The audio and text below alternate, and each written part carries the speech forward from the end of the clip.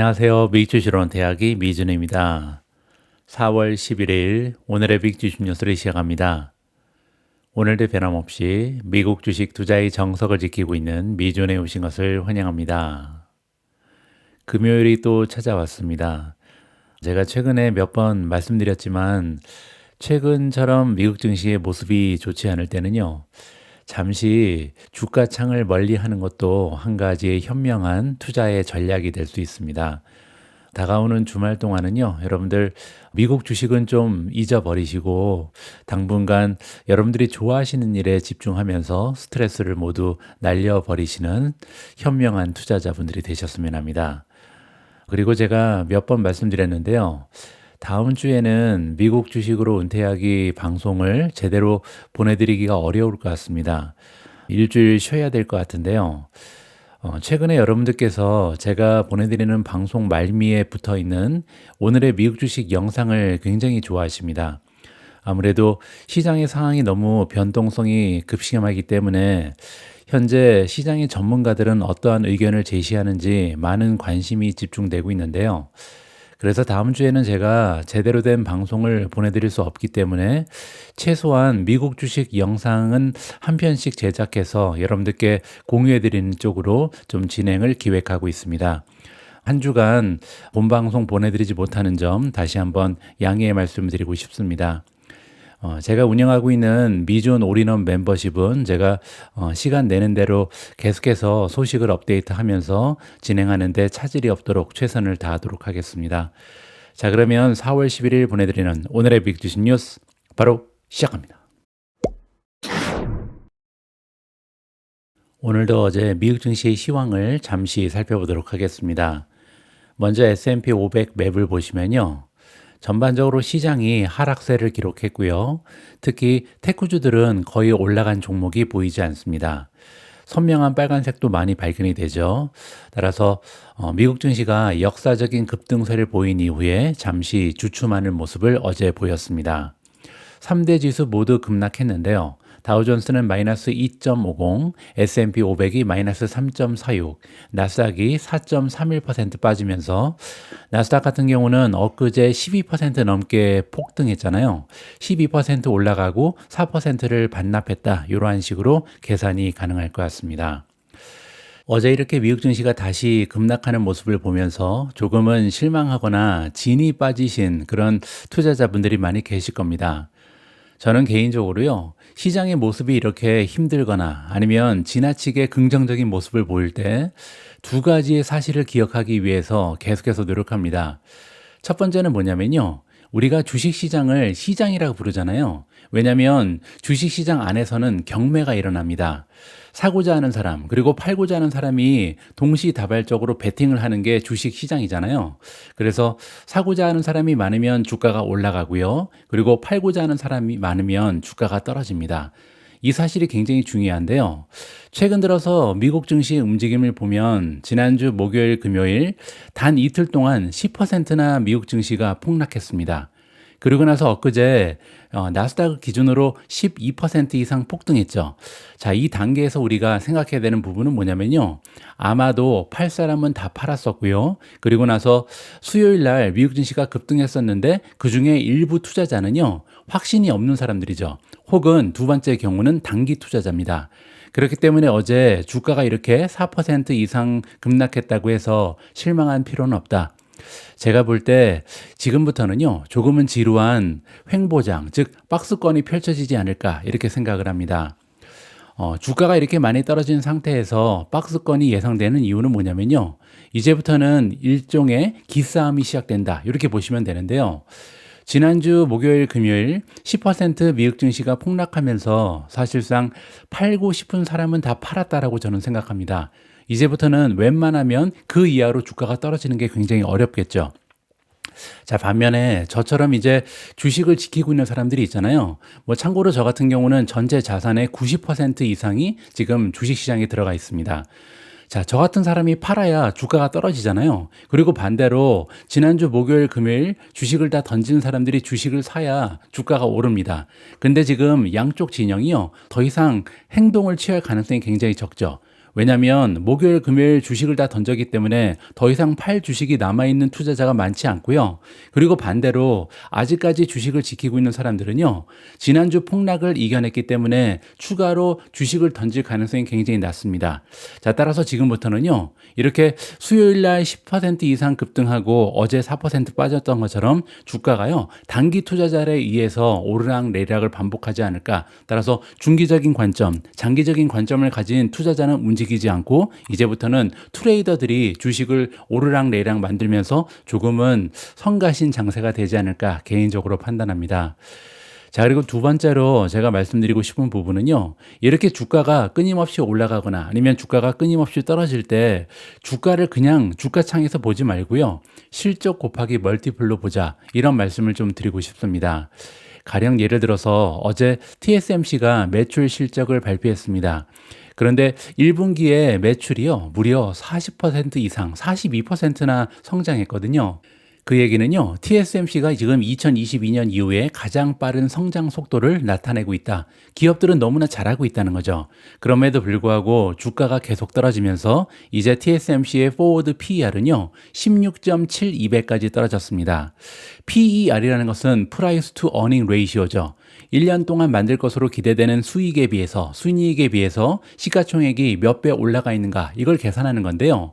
16배라는 PER은 어떤 의미냐면, 만약에 TSMC가 지금부터요, 성장을 멈춰요. 그래서 매년 같은 순이익을 만들어내게 되면 16년 정도가 지나면 시가총액을 다 순이익으로 메꿀 수가 있는 겁니다. 따라서 지금 TSMC에 투자하는 사람은요, 만약에 TSMC가 성장을 멈추더라도 16년 동안 원금을 회수할 수 있다. 이렇게 계산이 가능하죠. 자, 그런데 문제는요, TSMC의 성장률이 지금 40%잖아요. 따라서 16.7배가 16년을 얘기하는 것이 아니라 앞으로 몇 년 내에 투자 자금을 다 회수할 수 있다. 이렇게 보시면 되겠죠. 그걸 우리가 보통 PEG라 그러잖아요. 성장률을 대입해서 PE를 다시 계산해 보면 16.7이 나누기 40배만 돼도 0.42까지 떨어집니다. 따라서 성장률을 대비했을 때 지금 미국 주식의 밸류에이션은 굉장히 낮게 형성이 되어 있다. 자, 따라서 언젠가는 이러한 밸류에이션이 다시 회복을 하겠죠. 아니면 어닝이 계속해서 올라가잖아요. 따라서 주가는 자연적으로 회복할 수밖에 없다는 것을 기억하는 것이 굉장히 중요합니다. 자, 물론 이러한 주가 회복이 이번 주에 있을지, 다음 달에 있을지, 아니면 몇 개월 걸릴지는 아무도 알 수 없습니다. 하지만 주가가 실적 곱하기 멀티플이라는 것을 기억하면요, 결국은 주가가 회복할 수 있다는 희망을 우리가 지킬 수 있다는 점을 다시 한번 말씀드리고 싶습니다. 지난 수요일 미국 증시가 폭등한 이유는요, 트럼프 대통령이 관세를 유예한다라는 뉴스가 보도됐기 때문이죠. 하지만 어제 미국 증시가 다시 떨어진 이유는요, 특별한 악재 때문이 아니었습니다. 오히려 어제 같은 경우는요, 좋은 뉴스 하나가 있었는데 이러한 굿뉴스가 미래에 대한 우려로 가려졌다, 이렇게 보시면 되거든요. 어제 발표된 굿뉴스는 뭐였고, 이러한 뉴스가 왜 빛이 발했는지 이 부분부터 좀 설명을 드리도록 하겠습니다. 노동통계국은 목요일 아침에 소비자 물가지수 CPI의 3월 측정치를 발표했습니다. 그 결과가 굉장히 좋았는데요. 헤드라인 CPI YOY는 작년하고 비교했던 얘기죠. 2.4% 증가했고요. 경제학자들의 전망치는 플러스 2.6이었습니다. 무려 0.2%포인트 낮은 수치가 보고가 된 거고요. 두 번째로 헤드라인 CPI를 전월과 비교하면요, 0.1% 오히려 마이너스를 기록했습니다. 전망치는 플러스 0.1이었고요. 다음에는 근원 CPI인데요. 작년 대비 2.8% 증가했는데 시장의 기대치는 플러스 3.0이었습니다. 마지막으로 근원 CPI를 전월과 비교하면 0.1% 올라가는 데 그치면서 전망치였던 플러스 0.3보다 현저히 낮은 인플레이션 수치가 발표가 됐습니다. 자, 따라서 전반적으로 모든 수치가 너무나 양호했죠. 생각보다는 인플레이션이 굉장히 둔화되는 모습을 보이고 있잖아요. 그래서 원래는 시장에서 환호성을 질러야 됐는데 이러한 굿뉴스가 미래에 대한 우려 때문에 가려졌다, 이렇게 설명이 가능합니다. 미국의 경제 전반의 상품 그리고 서비스 비용을 광범위하게 측정하는 소비자 물가지수, 컨슈머 프라이스 인덱스죠. CPI는 전월 대비 0.1% 하락하면서 전년 대비해서도 2월에 플러스 2.8에서 현저히 하락한 2.4% 올라가는 굉장히 좋은 인플레이션율을 기록했습니다. 식량과 에너지를 제외한 이른바 근원 인플레이션은 2.8% 연간 상승률을 기록하면서 전월 대비 0.1% 올라가는 데 그쳤고요. 그리고 이 수치는요, 2021년 3월 이후에 가장 낮은 근원 인플레이션 상승률입니다. 따라서 굉장히 커다란 호재가 발생한 거죠. 특히 에너지 가격의 하락은요, 인플레이션을 억제하는 데 도움이 됐는데요. 휘발유 가격의 6.3% 하락은 에너지 지수의 2.4% 급락에 기여했고요. 반면에 식료품 가격은 전월 대비 0.4% 급등했습니다. 자, 이렇게 나머지보다 식료품 가격이 많이 올라간 이유는요, 우리가 잘 알고 있는 계란 가격 때문이죠. 계란 가격이 1년 전에 비해서 무려 60.4%나 폭등하고 있거든요. 자, 그리고 마지막으로 인플레이션의 가장 완고한 구성 요소, 주거 가격이 중요한데요. 3월에 0.2% 상승에 그쳤고요. 12개월 기준으로 작년 대비 4% 상승했습니다. 그렇게 되면 2021년 11월 이후에 가장 작은 상승폭을 기록했다. 이건 굉장히 커다란 의미가 있죠. CPI의 3분의 1이 주거 가격입니다. 따라서 이렇게 주거 가격이 떨어지면 CPI가 계속해서 떨어질 수 있는 기반이 마련이 되는 거고요. 또 하나, 주거 가격은요, 갑자기 변동하지 않거든요. 따라서 이제는 슬슬 주거 가격이 하락 추세로 접어들었다. 따라서 앞으로도 지속적으로 인플레이션이 잠잠해질 기미가 보인다. 긍정적으로 해석이 가능합니다. 중고차 가격도 0.7%나 하락했고요. 신차 가격도 0.1% 올라가는 데 그쳤습니다. 하지만 이 부분은 자동차 산업에 타격을 줄 것으로 예상되는 관세에 앞서서 발표된 수치이기 때문에 향후에 자동차 가격이 어떻게 되는지는 굉장히 중요하다. 이렇게 보시면 되겠죠. 이번에 발표된 CPI 보고서는요, 트럼프 대통령이 수십 개 국가에 부과한 가장 공격적인 관세 중에 일부를 연기한다고 발표하면서 관세 계획의 일부를 뒤집은 지 하루 만에 나왔습니다. 대신에 트럼프 대통령은요, 지난주에 발표한 모든 수입품에 대해 10%의 일괄 부과를 유지하고요, 백악관이 더 높은 관세를 협상할 수 있는 90일간의 기간을 설정했다라고 이해가 가능합니다. 관세에 대한 성격 때문에 대부분의 경제학자들은요, 인플레이션이 크게 증가할 것으로 예상하고 있는데요. 트럼프 대통령이 협상 창구를 열었기 때문에 지금은 그 전망이 불투명하다. 따라서 매일매일 뉴스가 바뀌고 있기 때문에 사실상 미래를 예측한다는 것은 거의 불가능하다. 이렇게 보면 되겠죠. 골드만삭스에서 채권 및 유동성 솔루션 글로벌 공동 책임자를 맡고 있는 Kay Hey가 나오는데요.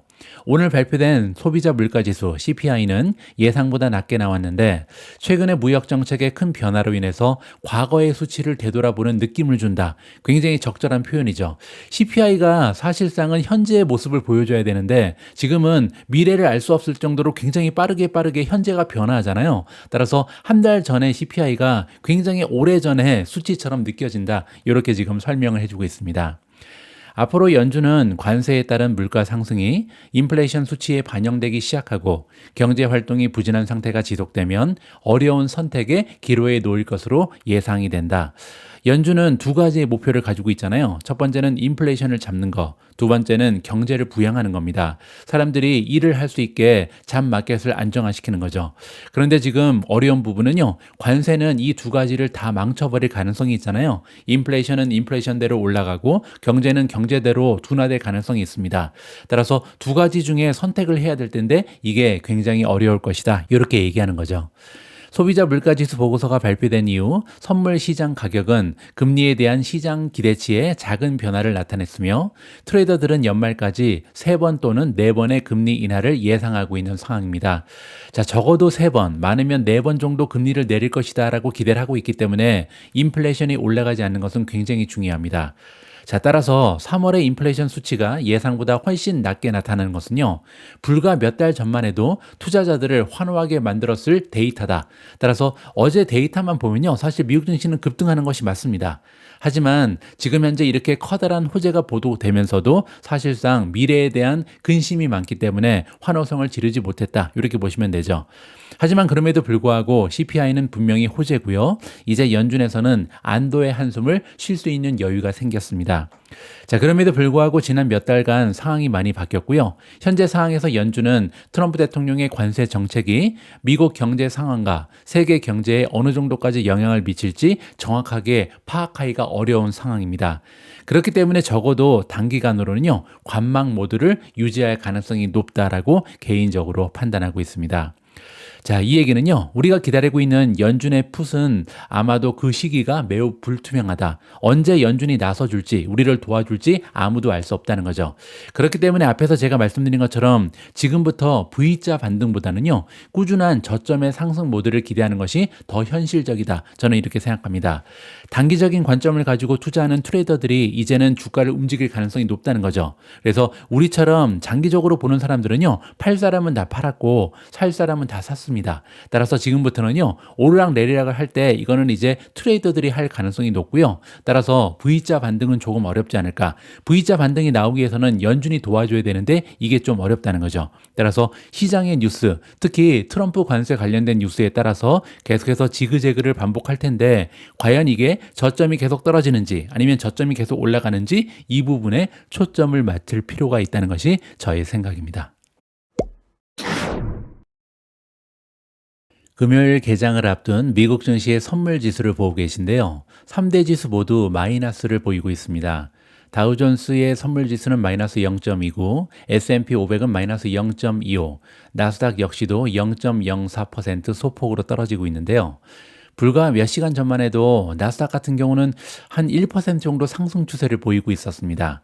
그런데 분위기가 갑자기 냉각됐잖아요. 그럴 만한 이유 하나가 있었죠.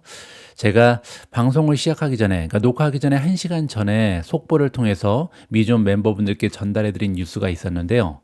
중국 정부가 4월 12일부터 미국 제품에 125% 관세를 매긴다라는 좋지 않은 뉴스가 보도가 됐습니다. 중국은 미국 대통령 도널드 트럼프의 상호 관세에 대한 보복으로 미국 제품에 대한 관세를 84%에서 125%로 인상했다고 국무원 관세위원회가 금요일 성명에서 밝혔습니다. 그 성명이 여기 있는데요. 그 내용은 굉장히 간단합니다. 길게 설명도 하지 않았고 어떤 내용이 있었냐면요. 미국이 계속해서 더 높은 관세를 부과하더라도 더 이상 경제적으로 타당하지 않을 것이며 세계 경제 역사상 우스꽝스러운 일이 될 것이다. 이 얘기는 뭐냐면요. 이미 100%가 넘기 때문에 더 이상 올려도 아무런 차별이 없다는 거죠. 이제는 올릴 만큼 올렸다. 더 이상 웃긴 일 하지 마라. 이렇게 지금 얘기하는 겁니다. 현재 관세율 수준에서는 중국으로 수입되는 미국 상품에 대한 시장이 더 이상 존재하지 않는다라고 성명이 밝혔습니다. 이 얘기는요, 지금 이미 관세가 145%까지 올라갔잖아요. 따라서 지금 수준으로도 중국에서 미국 물건을 살 사람은 없다는 거죠. 그리고 미국 정부가 미국으로 수출되는 중국 상품에 대한 관세를 계속 인상한다면 중국은 이를 무시할 것이다 라고 얘기합니다. 이 부분이 조금 재미있는데요. 이 얘기는 미국 정부가 만약에 이번 조치로 인해서 145%가 아니라 더 이상 올린다 해도 중국은 따라가지 않을 것이다. 이렇게 지금 얘기한 겁니다. 따라서 제가 볼 때는 오히려 좀 꼬리를 내린 게 아닌가. 따라서 미국이 다시 반격을 하면 거기에 대해서는 대응하지 않겠다라고 밝혔습니다. 트럼프 행정부는 목요일 날 현재 미국이 중국 수입품에 부과하는 관세율이 총 145%에 달한다고 확인을 했고요.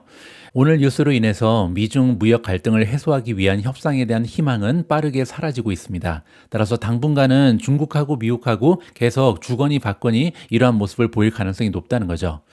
골드만삭스는 목요일 날 미국 무역 갈등으로 인한 하락과 글로벌 성장 둔화를 감안해서 중국의 GDP 성장률을요 4%까지 하향 조정했습니다.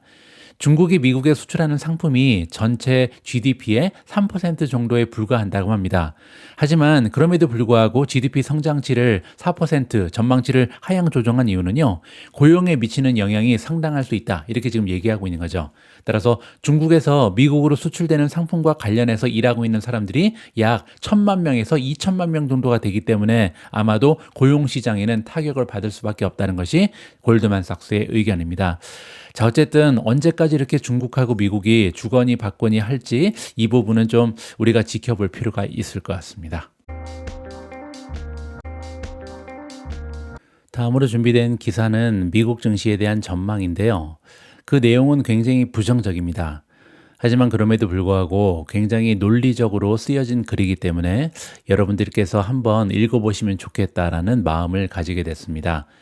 마지막에는 제가 가지고 있는 개인적인 의견도 덧붙여서 함께 읽어드리도록 하겠습니다. 제목은 좀 끔찍하게 제가 적어봤는데요. 관세 유예 기간 동안 미국 주식 비중을 줄여야 하는 이유다. 따라서 극도로 좀 부정적인 내용이긴 합니다. 트럼프 대통령이 중국을 제외한 모든 국가에 대한 무역 관세를 90일 동안 유예하면서 미국의 경제적 예외주의가 다시 한번 주목받고 있습니다. 이 얘기는요, 불과 며칠 전만 해도 미국은 끝났다, 미국이 지금 큰일 났다 이러다가 갑자기 다시 한번 미국의 경제적 예외주의가 올라가고 있다, 미국의 경제가 얼마나 탄탄한지 이렇게 찬사하는 글들이 늘고 있다는 거죠. 그리고 또한 언론의 초점은요, 미국의 세금 감면으로 옮겨갔습니다. 지금까지는 관세 얘기만 했었는데 드디어 슬슬 세금을 줄여주기 때문에 기업들이 어닝이 올라갈 수 있다, 이렇게 긍정적인 뷰가 발휘되고 있다는 거죠.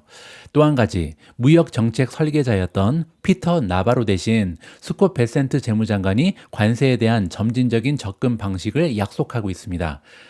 며칠 전까지만 해도 뉴스에 가장 많이 나오는 게 나바로였잖아요. 굉장히 좀 급진적인 이러한 관세 정책을 유지하는 사람이고요. 반면에 베센트 재무장관은 온건파죠. 근데 최근에 한 1이틀 정도는요, 베센트만 나옵니다. 따라서 나바로가 갑자기 뉴스에서 사라진 것도 굉장히 긍정적이다, 이렇게 평가가 가능하죠. 하지만 관세가 완전히 사라지는 것은 아니다. 이는 완전한 정책 전환이라기보다는 일시적인 중단에 불과하다라는 것이 이 글의 취지다, 이렇게 보시면 됩니다. 관세가 해결에 기여할 수 있는 지정학적 그리고 경제적 정책 문제들이 여전히 그대로 남아있기 때문이다. 이게 결정적인데요. 이 글을 쓴 사람은 뭐라고 얘기하냐면 관세는 영원히 우리의 문제가 될 것이다. 왜냐면요, 관세가 있어야만 지정학적인 문제 그리고 경제적인 문제 두 가지를 해결할 수 있다, 이렇게 지금 주장하고 있습니다. 그럼에도 불구하고 4월 9일 트럼프 대통령의 발표 이후 주식시장이 간절히 바라던 안도감을 얻었다는 사실은 분명하다. 트럼프 대통령이 베센트를 비롯해서 보다 점진적인 관세, 완화적인 관세를 선호하는 인사들을 중용하자 투자자들은 환호했습니다. 갑자기 나바로가 없어져서 너무나 좋아했죠. 투자자들은 또한 전 세계적인 관세 인하를 위한 협상이 트럼프 행정부의 입장이라는 신호를 받았습니다. 그 전까지는요, 협상은 없다, 이런 목소리가 굉장히 컸었죠. 따라서 이러한 불확실성이 조금은 사라졌다라고 보시면 됩니다. 하지만 워싱턴에서 들려오는 소식이 모두 긍정적인 것은 아니다. 미중 간의 긴장으로 인한 지정학적인 불안감은요, 100%가 넘는 관세 때문에 여전히 심각한 수준으로 남아 있을 것입니다. 트럼프 대통령은요, 관세를 단순한 무역 수단 이상으로 활용하고 있다. 이게 지금 키포인트인데요. 관세는 트럼프 대통령이 50년 넘게 지속된 가장 커다란 지정학적 위험을 완화하기 위해서 중국을 설득하는 데 사용하는 무기이기 때문입니다. 지난 50년간 지속됐던 지정학적인 갈등을 이번에 트럼프 대통령이 해결하기 위해서 관세를 사용하고 있다, 이러한 주장인 거죠. 그리고 이는 두 차례의 뜨거운 전쟁을 종식시키고 무역전쟁을 얘기하는 겁니다. 대리전을 억제하며 대만에 대한 위협을 중단시키는 것을 포함합니다. 관세 협상은요, 계속해서 예측 불가능한 불안과 충격을 시장에 가둬줄 수밖에 없다. 미국이 90일 안에 모든 주요 협상을 타결하지 못하고 상당수의 관세가 유지될 가능성은요, 단순히 투자의 위험 요소 그 이상이다. 굉장히 위험성이 큰 것이 지금 현재 상황이다, 이렇게 지금 얘기를 하는 거죠. 따라서 월가는요, 관세 전쟁에서 승리했다는 만족감에 안주해서는 안 된다라고 얘기합니다. 왜냐하면 아직까지 관세 전쟁에서 승리한 것이 아니기 때문이다. 자, 그리고 또한 월스트리트는요, 관세를 막을 수 없을 것이라고 주장합니다. 그 이유는 뭐냐면 지정학은 관세든 감세든 미국 경제 정책을 움직이는 핵심 동력이기 때문이다. 트럼프 대통령은 관세를 마법처럼 없애거나 종료할 수는 없을 것이다. 왜냐하면 관세는 주요 지정학적 그리고 경제적 문제를 해결할 수 있는 가장 중요한 수단이기 때문이다. 아까 앞에서 지적한 문제죠. 관세는 도구에 불과하다. 중요한 것은요, 지금 트럼프가 하고 싶은 것은 지정학적인 이슈를 해결하는 것. 두 번째는 경제적인 문제, 재정 적자, 그리고 만년 무역 적자를 해결하는 겁니다. 따라서 경제적인 문제, 지정학적인 문제를 해결하기 위한 것이 관세이기 때문에 관세는 영원히 남아있을 것이다, 이렇게 좀 얘기하는 거죠. 하지만 주식시장은 환상과 합리화에 매달리고 있다. 그 중에 하나는요, 트럼프 대통령이 시장을 중요하게 생각한다는 환상이다. 그렇지 않다는 거죠. 투자자들에게 이는 트럼프 대통령이 시장에 큰 부정적인 영향을 미치지 않을 것이라는 기대감을 갖게 한다. 지난주에 나타난 상황은, 즉 목요일날 금요일날 주식시장이 10% 폭락한 것을 얘기하거죠.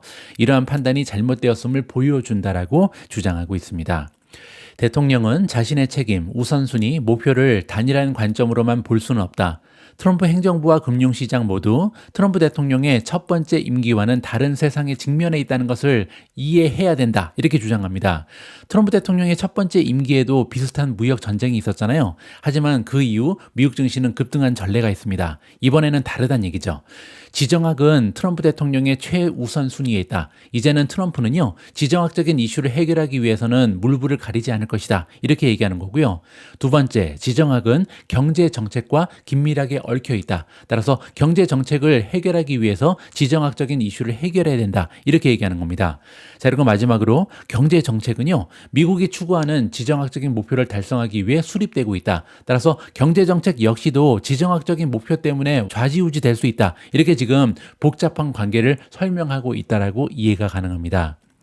지정학과 미국의 최대 지출 항목인 부채 상한. 이건 뭐냐면요. 미국이 지금 재정 적자가 너무나 많기 때문에 그 이자만 가지고도 현재 지출 항목 중에 가장 커다란 부분을 차지하고 있다. 따라서 이거를 해결하지 않고는요. 미국은 계속해서 경제적으로 힘든 상황이 지속될 것이다. 그리고 이 상황을 해결하고 싶은 것이 트럼프의 꿈이다. 이렇게 지금 얘기하는 거죠. 따라서 오늘날 시장이 인식하는 것보다 훨씬 더 미국의 주도력, 협력 능력, 그리고 미국과 글로벌 동맹국을 보호하는 능력을 위협하고 있다. 자, 이 얘기는 다시 얘기해서요. 이제 미국의 지도자인 트럼프 대통령은요. 더 이상 시장이 생각하는 것만큼 미국의 주도력이라든지 다른 나라와 협력하는 거라든지 아니면 글로벌 동맹국을 보호하는 데 관심이 없다는 겁니다. 지금 미국의 대통령은 지정학적인 이슈를 해결하는 거, 그리고 지금 현재 부채 상한에 너무 많은 이자가 들어가기 때문에 재정 적자를 해결하는 거, 이거에만 관심이 쏠려 있다라고 해석이 가능한 거죠.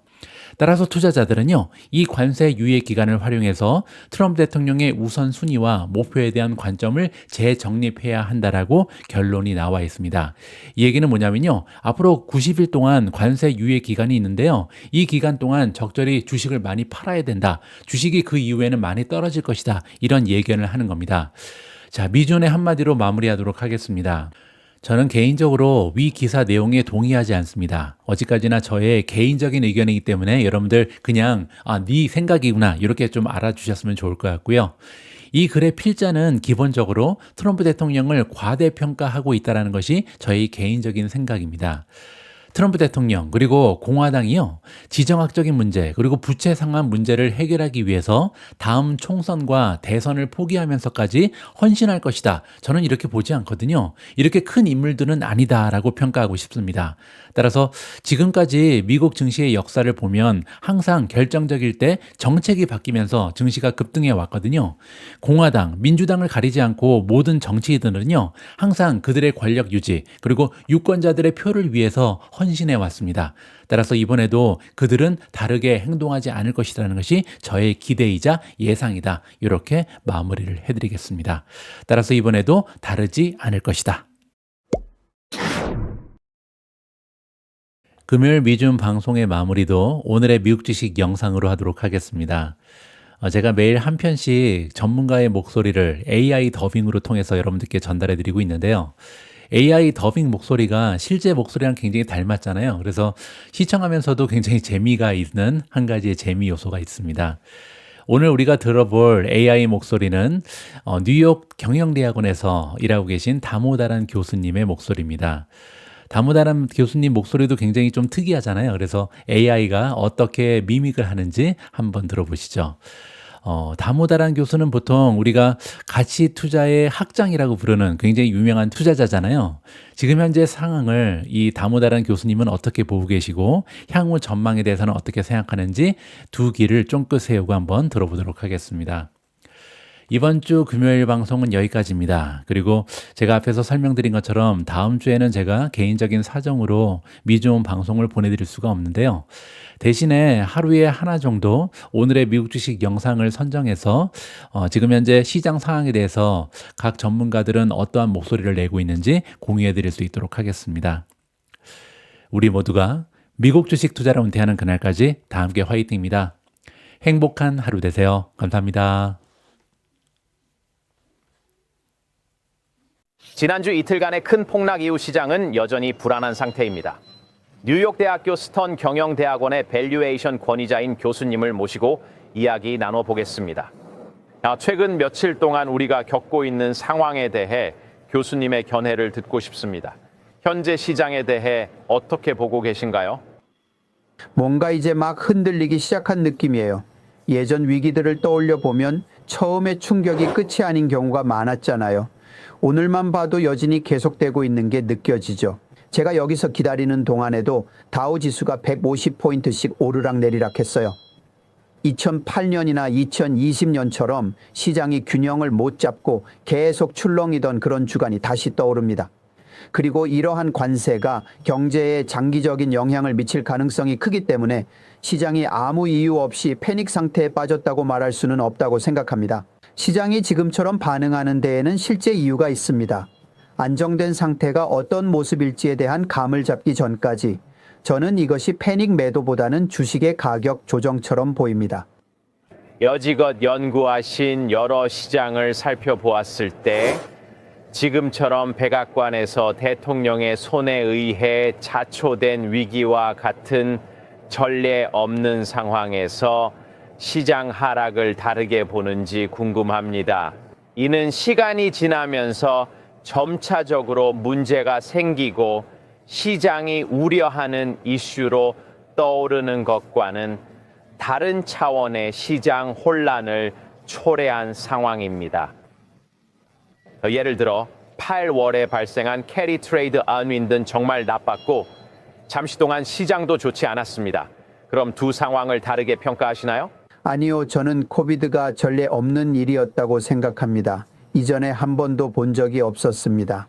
이에 붕괴는 전례가 없는 일이 아니라 장기적으로 글로벌 경제에 영향을 미칠 가능성이 있다는 점에서 중요합니다. 제가 생각하기에 이것이 코비드와 다른 점은 이 사태가 글로벌 경제의 전체 규모와 그중 누가 좋은 몫을 차지할지를 변화시킬 수 있다는 점입니다. 그렇기 때문에 다른 위기보다 이번 사태가 더 어렵다고 생각합니다. 이 전체 과정이 어떻게 전개될지 알 수 없기 때문에 시장을 너무 성급하게 판단하고 시장이 과도하게 반응한다고 말하지는 않을 것입니다. 실제 변화가 다가오고 있으며 시장은 그 변화를 반영하려고 하고 있습니다. 하지만 그것이 바로 큰 미지수입니다. 만약 그들이 글로벌 경제를 재설정하려고 한다고 믿고 그 말을 그대로 받아들인다면 그러면 알겠습니다. 미국에서 상품을 생산하는데 더 높은 비용이 발생할 것이라는 말이 됩니다. 상품을 생산하는 노동자들에게 더 높은 임금이 지급될 것이고 한때 가졌던 가격 책정 권한을 더 이상 가지지 못할 수도 있습니다. 따라서 이전과 같은 마진을 유지할 수 없게 될 것입니다. 그로 인해 수익은 낮춰져야 할 것이고 따라서 시장 배수도 낮춰져야 한다고 생각합니다. 그리고 그거 아세요? 백악관은 그것에 대해 괜찮을 수도 있습니다. 지난 5, 7년 동안 들은 바로는 백악관의 최종 목표는 주식시장이 어떻게 될지보다는 전체 경제 파이에서 다른 사람들에게 돌아가는 몫이 어떻게 될지에 초점이 맞춰져 있는 것 같습니다. 사실 40년 동안 주식 투자자들이 받은 경제 파이의 몫은 점점 커졌고 그것이 결과를 낳았다는 점을 인정해야 합니다. 그리고 여러 면에서 백악관이 시장의 경제 파이 몫에 그렇게 큰 관심을 두고 있는지 잘 모르겠습니다. 만약 그들이 오랫동안 기다려온 다른 집단이 예전보다 더 큰 몫을 차지하게 된다면 그것에 대해 크게 신경 쓰지 않을 수도 있다고 생각합니다. 그래서 이 상황이 다르게 느껴지는 거죠. 보통 위기 상황에서는 재무장관이 나서서 시장을 진정시키고 본질적으로 불안을 잠재우려고 하지만 이번에는 그와 정반대인 상황인 것 같습니다. 그래서 이 상황의 최종 목표가 무엇인지 확실하지 않습니다. 현재 백악관이 가장 우려하는 사항 중에서 주식시장을 계속 상승시키는 것이 최우선은 아닌 것 같습니다. 만약 시장의 참여자라면 그것은 문제입니다. 왜냐하면 이제 백악관이 우선순위에 두지 않기 때문입니다. 알겠습니다. 그런데 그게 무엇인가요? 그 경제 파이의 몫은 무엇인가요? 예를 들어 저임금을 받는 노동자가 미국으로 돌아와 공장에서 제품을 만든다면 그게 바로 그 몫이겠죠? 그게 바로 진짜 최종 목표입니다. 경제 파이가 얼마나 더 작아질 것인가가 핵심입니다. 글로벌 무역을 더 어렵게 만들면 글로벌 경제 파이는 더 작아질 것입니다. 그 시장에서 가장 큰 플레이어인 미국도 경제 파이가 더 작아지고 누구에게 어떤 몫이 돌아가는지에 있어 경제는 약해질 겁니다. 제가 생각하기에 이 과정이 끝날 때 아무도 현재보다 더 큰 몫을 차지하지 않을 것 같지만 백악관은 그렇지 않다고 믿는 것 같습니다.